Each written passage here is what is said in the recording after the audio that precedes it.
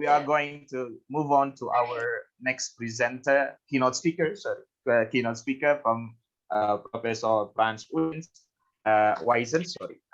Professor Wijsen. Before we going to the keynote speaker, I would like to read his bio from Professor Frans Wijsen. Professor Frans Wijsen is a professor of empirical and practical religious studies at Radboud University, the Netherlands, and honorary professor in the Department of Philosophy and Religious Studies at the University of Dar es Salaam, Tanzania. He lectures on policy and management issues concerning religious diversity in secular and multicultural societies. His current research focuses on religion and ecology, more particularly on how various faith-based organizations collaboration in environmental campaign. Long list of his publications and works. I cannot read it one by one. He is an outstanding person, and we will hear some material delivered by him. Professor Frans Wijsen, the time and the floor is yours.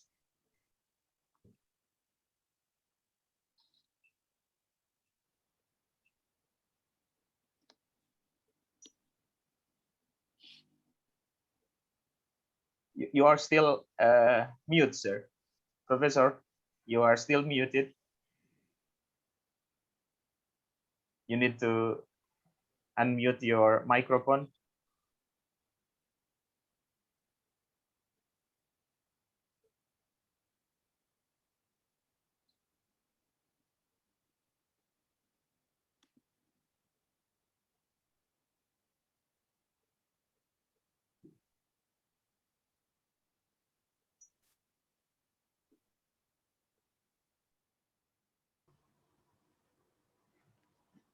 Sorry, now I hope that you can see my screen, yeah? Okay. Yeah. Well, good morning, everybody. I'm very grateful that I'm here in this conference. And of course, I had hoped that we could have done this conference offline in Bandung, but unfortunately, due to Corona, it is impossible. Yeah. I'm very grateful to be here. And I'm also thankful to have this opportunity to share with you some of my research. Well, I was asked to speak about contemporary issues in the study of religion. And well, I decided to choose one topic that I'm involved in presently, and that is the relationship between belief and environment. So the topic will be environmental challenges in Indonesia, an emerging issue in the social study of religion. And well, my talk is a little bit related to the talk of Professor Lim, because I also try to show the importance of interdisciplinary research. And well, I hope that I can show you how we do that in practice. And well, I thank Dr. Iqbal for the invitation to be here this morning and to share with you some of my work. Well, so one of the emerging issues in the social study of religion, as far as I can see, is the relationship between belief and environment. And I purposely use the term belief and not religion, agama. Later on, it will be clear why I do that.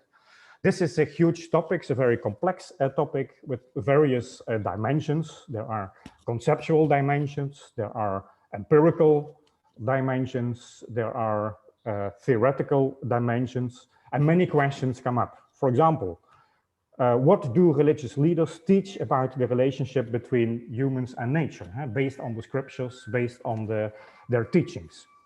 How do believers conceptualize and interpret the ecological challenges, and what solutions do they come up with?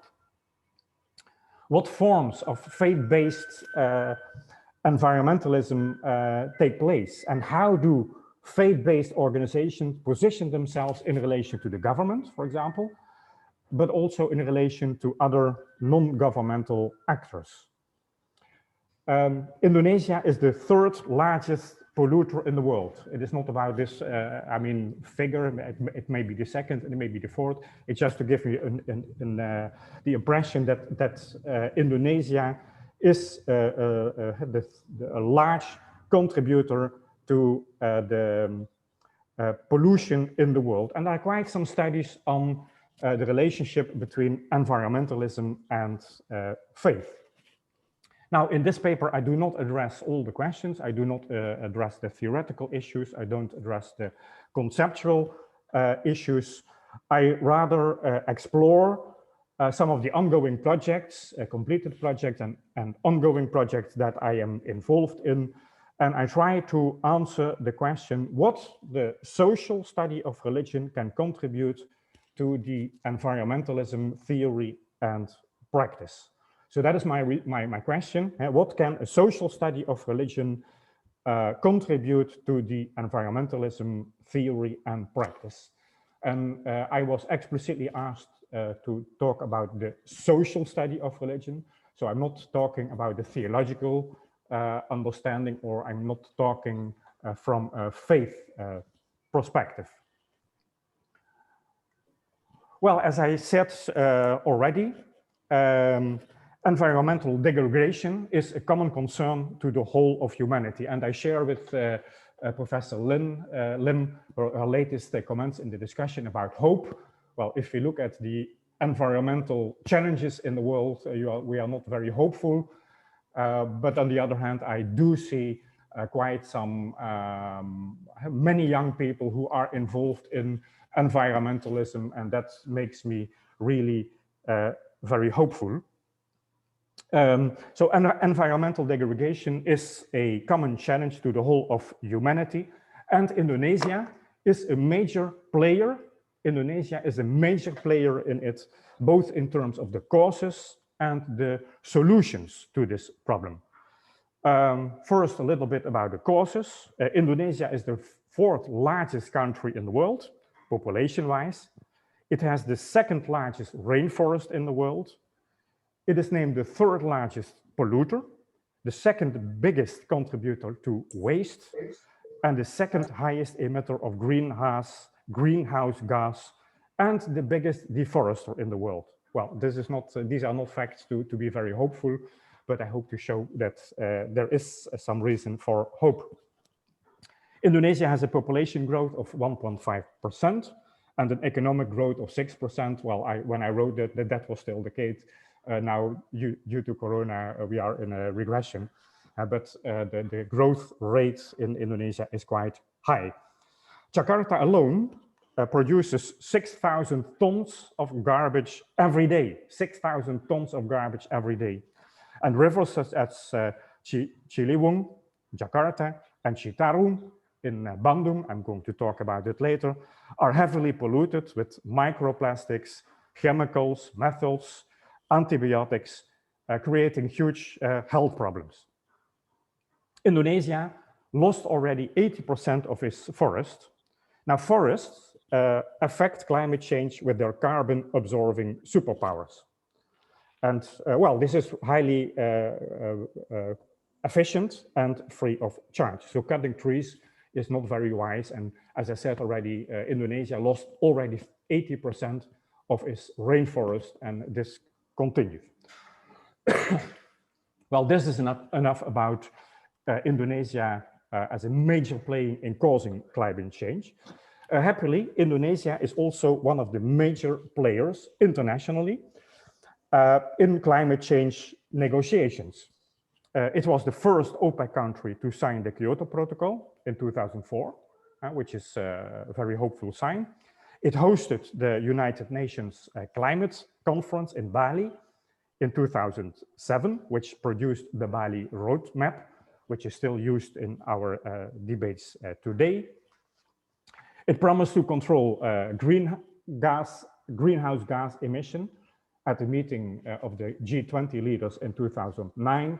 And recently, the government decided to reduce the plastic waste by 70% in 2025. That is still 3 years to go, or 4 years to go. 70% reduction of plastic waste. Now, in its domestic policy, the Indonesian government promotes green policies despite various constraints. For example, in 2014, the Indonesian Ministry of Environment published a report on environment education in Indonesia to implement environmental education in the 250,000 schools and 3,000 universities among Islamic universities, UINs, EINs, and so on. So maybe later on we can come back to that discussion. I see many UINs now advertising themselves as green campuses, using applied technology, recycling water or generating their own electricity. But very often that is separated from their religious understanding as Islamic scholars. And increasingly, also the government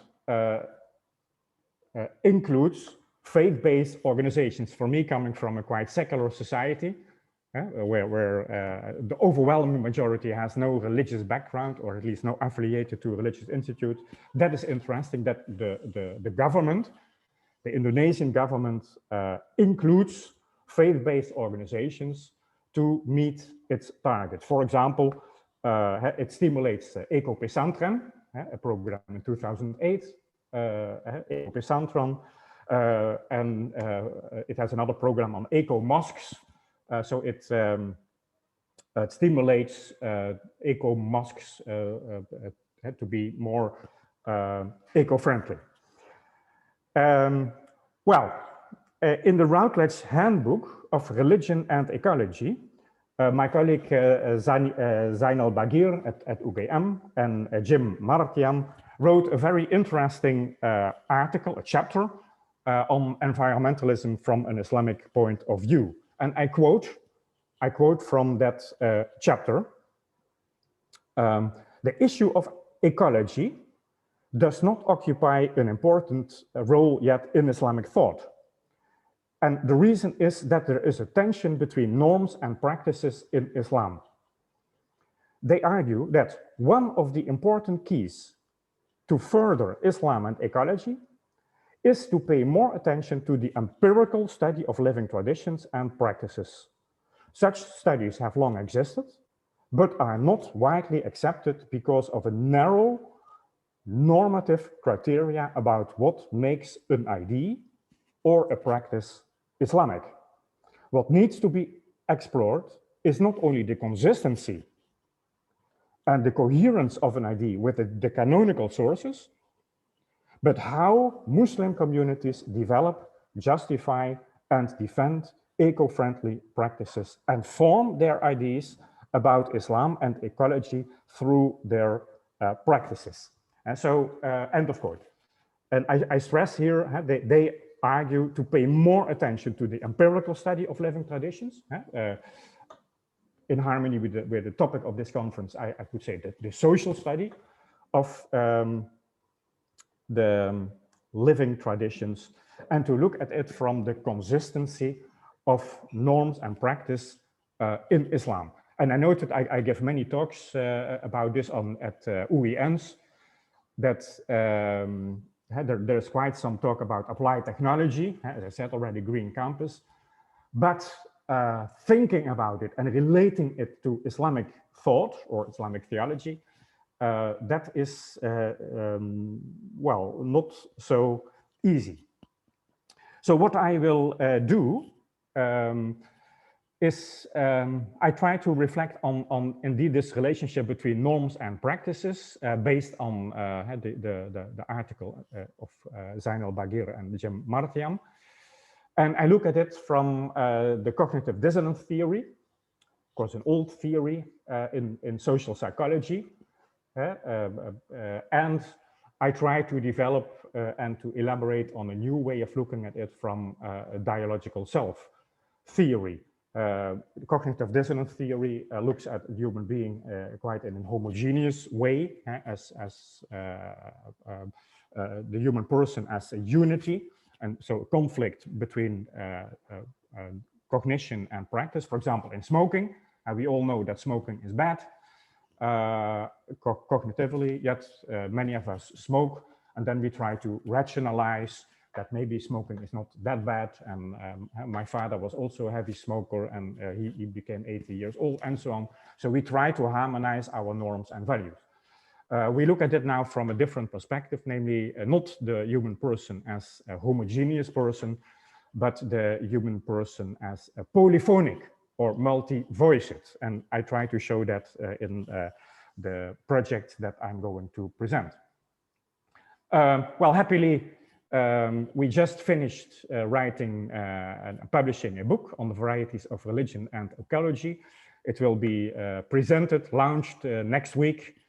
9 chapters written by colleagues at UGM in Yogyakarta on the connection between religion and ecology.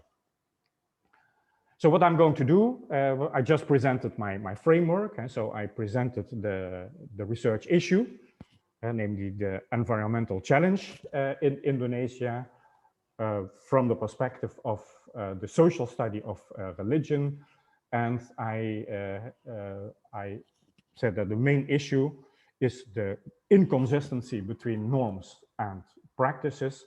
And I look at it from the perspective of the cognitive dissonance theory. And I elaborate on it from another perspective, namely the dialogical self theory, or the perspective of the human being as multi-voiced or polyphonic. So what I'm going to do this morning is I present some projects that I'm involved in or was involved in. I'm not sure if I will deal with all the projects listed here. And then I come to my conclusion about the social study of religion and how the social study of religion can contribute to the theory and practice of environmentalism. So my first project that I want to talk about is the Citarum River project. And since you are in Bandung, I think many of you know about the problem of the Citarum River. Well, as I said already in my introduction, Citarum River in West Java is one of the most polluted rivers in the world. I don't know how they reach those rankings, but if you have a list of 10 most polluted rivers in the world, I think Citarum River is at the 2nd or the 3rd place. It is not so important whether it is the 3rd or 2nd, simply to show that Citarum is heavily polluted by chemicals, metals, antibiotics, pesticides, and so on, and so on, and so on. Now, what we saw is that both the national and the provincial governments have had very good visions of integrated river management, the Citarum Roadmap, the integrated Citarum Roadmap, going back to the early 60s, very beautiful plans. But we also see that those plans were not implemented well, and that the implementation of the plans were quite fragmented. Coming from a country that has water and river management as a high priority, for those of you who visited the Netherlands, 1/3 of the Netherlands is below sea level. So we are good at river management, preventing floods. So we wanted to share our expertise with colleagues in Indonesia. And we started the Alliance for Water, Health and Development together with my university and other universities in the Netherlands, in collaboration with ITB, UNPAD and UNPAR. At that moment, UI and Bandung was not yet in my picture. And we decided to train PhD students, 8 PhD students in a multidisciplinary or interdisciplinary way. The PhD students came from the fields of water management, so engineers, medicine, healthcare, international economy, development studies, cultural anthropology, and religious studies. And well, we thought we cannot solve this very complex problem, as was also stressed by Professor Lim. In a fragmented way, we can only solve the problem if all the perspectives are taken into account. And so that is what we did. We realized a small university in the Netherlands cannot solve this huge problem. So the only contribution that we can give is that we train our PhD students to think in an interdisciplinary way. And well, Indonesia being the largest Muslim population and realizing that the government also tries to involve faith-based organizations in solving the environmental challenge, we were convinced that we also had to take into account religious studies. So all the PhD students were trained by an Indonesian and a Dutch professor coming from two different disciplines. So I supervised an Indonesian PhD student coming from an agricultural background.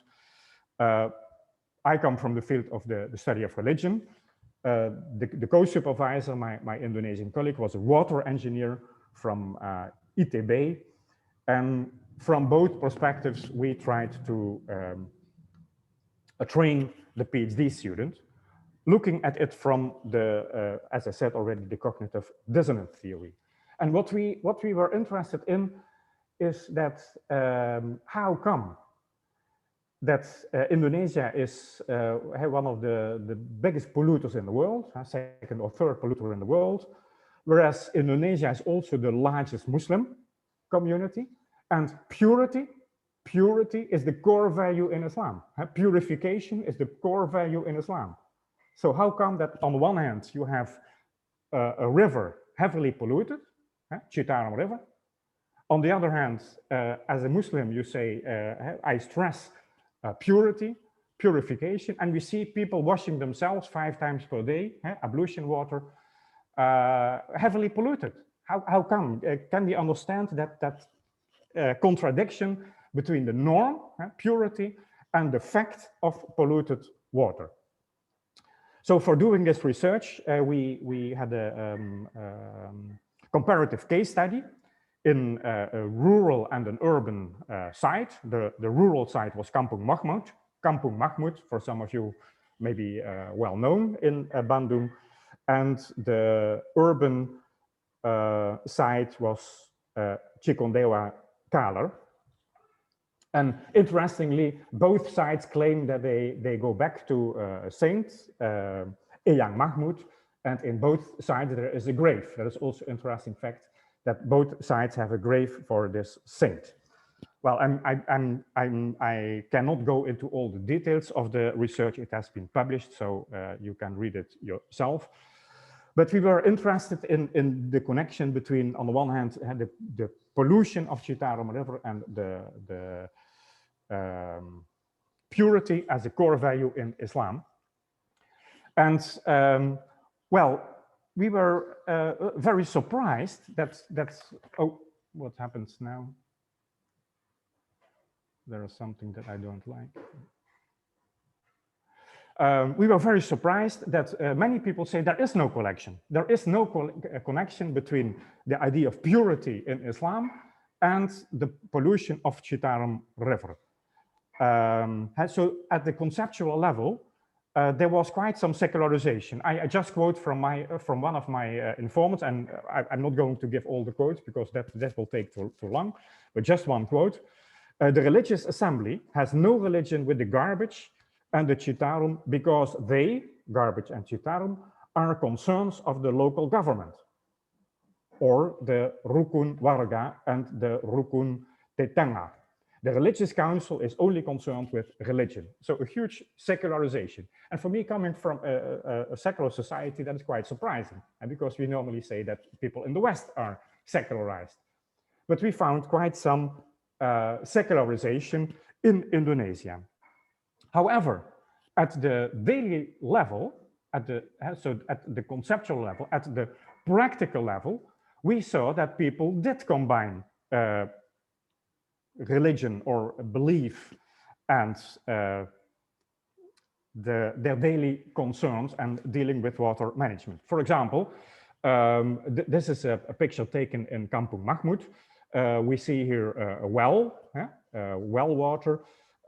So people don't use the water of the Citarum River, so they look for alternatives. So they dig wells, they use applied technology.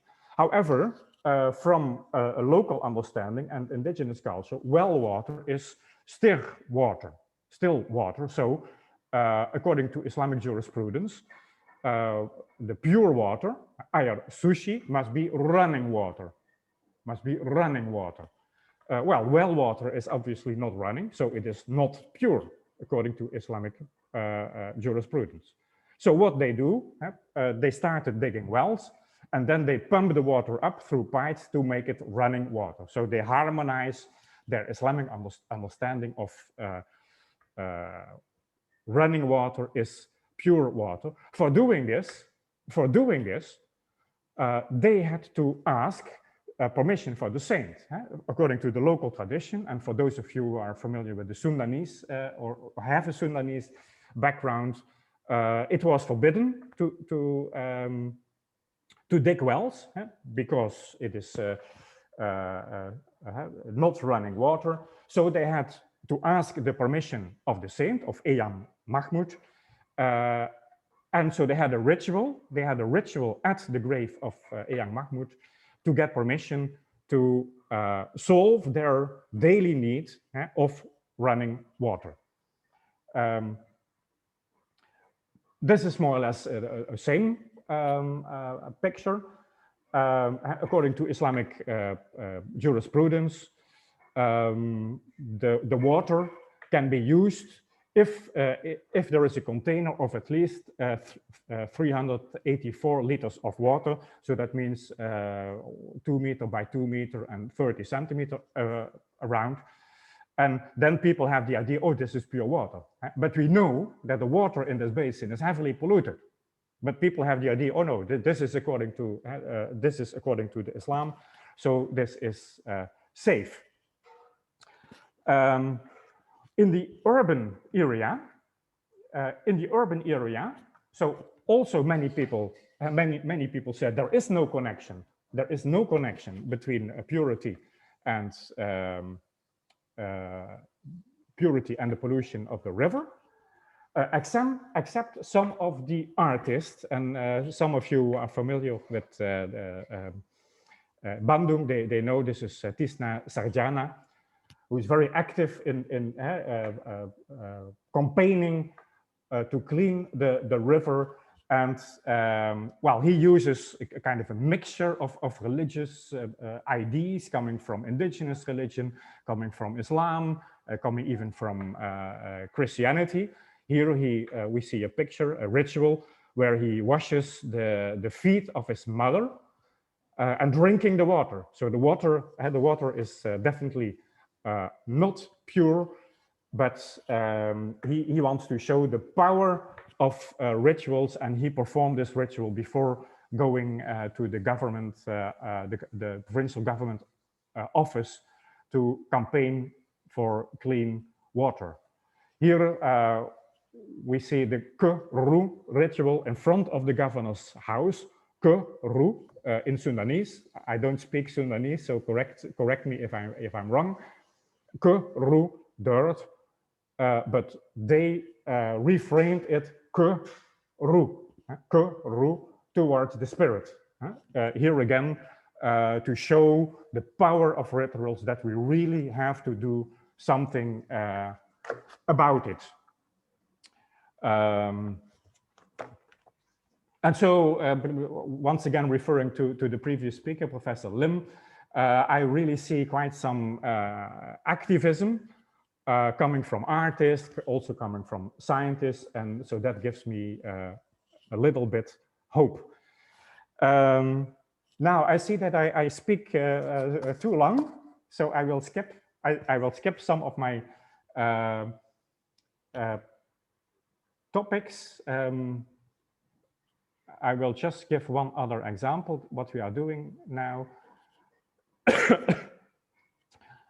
Well, we see here people praying for water.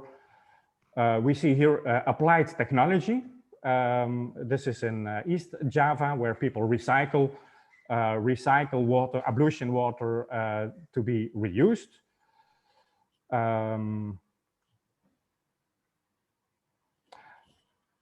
I give one other example from the perspective of the inconsistency between norms and practices, and that is the research that I'm involved in now.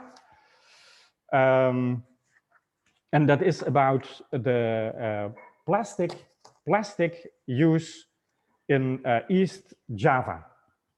And for this, we use the so-called living labs approach. Normally, green or clean technologies are developed in university laboratories, and then we see that they are not used in the village, because it goes far beyond the people's understanding. So the living labs approach basically has a different way of looking at it. So what we do, we bring the engineers from ETS, we bring the knowledge centers to a local situation, together with the local government, together with the local industry or local entrepreneurs, together with the civil society groups, to see what is the issue here in your situation, and how can we solve this problem here. How to implement the concept of a circular economy in the Indonesian land and water resource management at the local and regional scale.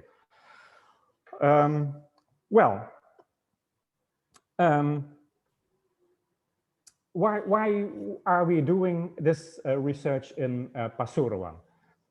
Because this is a very interesting example of an inconsistency between norms and values. We noted, we have a list of about 58 Islamic organizations that produce air mineral. And some of you may be aware of that. Some even Islamic universities. UINSA Surabaya has its own brand of air mineral. But there are many pesantren, and in this list, 7 pesantren produce air mineral, distributing it in plastic bottles. And that is very interesting, because NU committed itself to reduce plastic waste. I said already in the beginning, the Indonesian government wants to reduce the use of plastic by 70% in the year 2025, still 3 years to go. And it asked the commitment of Islamic organizations like Muhammadiyah and NU to help and to make people aware that they should not use plastic bags, and they should reduce use of plastic. Well, I'm not going to talk about all the problems related to plastic, but the plastic bags are one of the main causes of floods. We always think it's about the drainage system.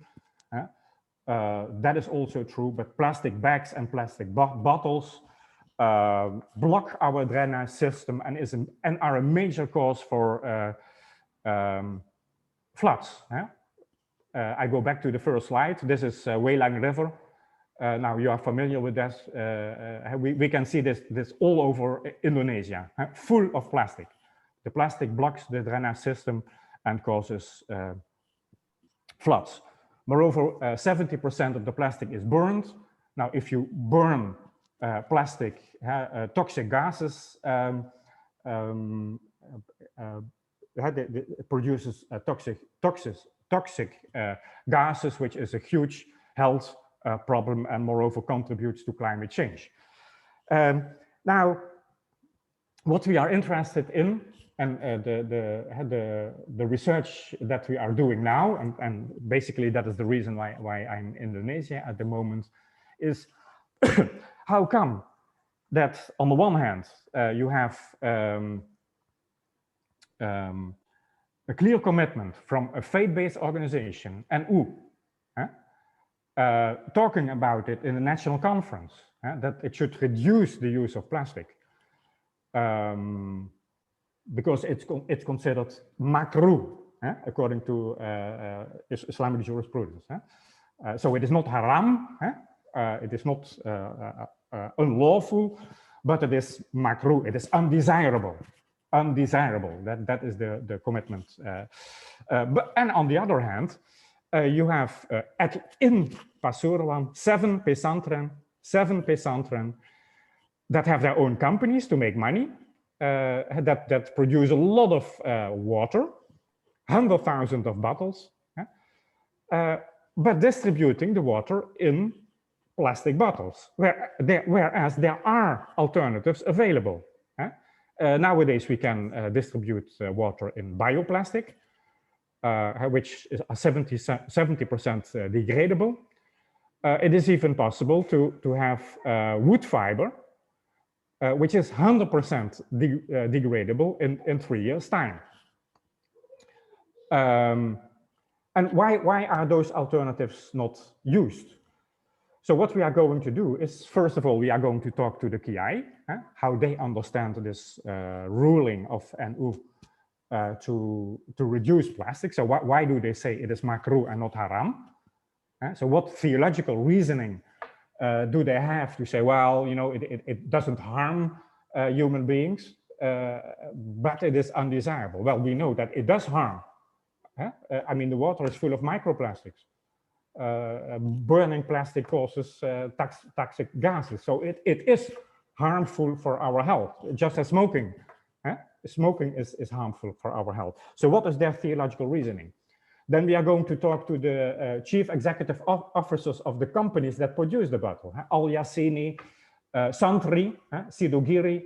Some of you may know Sidogiri is the largest, one of the largest, the oldest and the richest pesantren in East Java. I think it started in 1800. It has several companies producing soya sauce, ketchup, all in plastic. They have their own shops, making a lot of money, but everything is packed in plastic. So we are going to talk to the chief executive officers, whether they are aware of this NU ruling, and whether they are willing to change. For example, we know that people buy Al Yassini or Santri water because they think, well, this comes from the Sidogiri pesantren, so there is a blessing of the Kiai. This is not only healthy, but also this water is blessed by the Kiai. Well, to make it cost effective, are they willing to pay 100 or 200 rupiah more?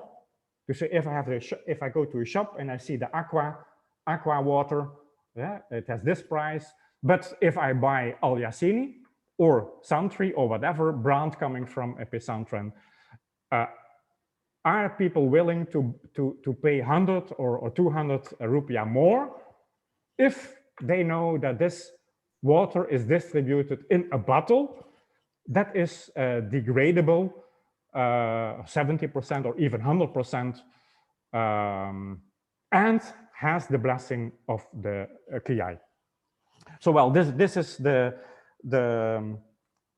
research that we are doing now.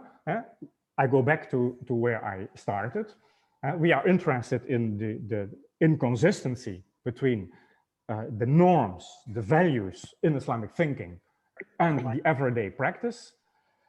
And this is a very concrete example, a very concrete case studies where we try to discover how the norms are adjusted to practices to harmonize the inconsistency between norm and practice. So why is plastic considered makruh and not haram? We just try to find the understanding of that. And are there alternatives, and are they willing to find the alternatives?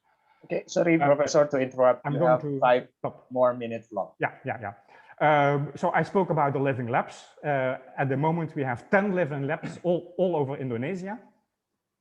working on various issues, not all dealing with microplastics, but well, maybe in relation to Professor Lim, doing a living lab is a very concrete way to work interdisciplinary, because you bring various disciplines together. Well, I come to my conclusion. This is a picture taken in Bandung. Agama dibangun di atas kebersihan. So the religion is built on purity, but we all know that there is a huge gap between the theory and the practice. Now, coming to my conclusion, I was asked to speak about the social study of religion. What I see is that many Islamic scholars, or religious scholars in general, are not used to look at religion as a social construction or a social phenomenon, because they think, well, religion is revealed by God, so we cannot question that, or we cannot study that in a social scientific way. So the understanding of religion is quite what we call reified, objectified. And that's also one of the reasons why we see quite some secularization, as we went to Bandung. When I asked the water engineer at ITB, well, it is very interesting what you do as a water engineer, but how do you combine that with your belief? Because you are an NU member or you are a Muhammadiyah member. And they say, oh yeah, I'm sorry, I'm not expert in that. You have to go to the KI or you have to go to the Islamic scholar, because I'm not trained in religious studies. And that is an interesting phenomenon. So what we can contribute, what a social study of religion can contribute to the theory of environmentalism, theory and practice, from a religious point of view, is to see religion not only as a revealed reality, but also as a social construction that has a positive or negative impact on environmentalism. And well, what we see is that both the government and the non-governmental organizations are quite naive. So the government thinks, oh, we can include Muhammadiyah and we can include NU to solve this problem. And then NU and Muhammadiyah are very eager to do so. But what they don't see is the huge complexity of religion, the huge complexity of religion. Sometimes religion works in favor of environment, sometimes religion does not work in favor of environmentalism. The huge diversity within religions and the ambivalence of religions. So let me conclude here.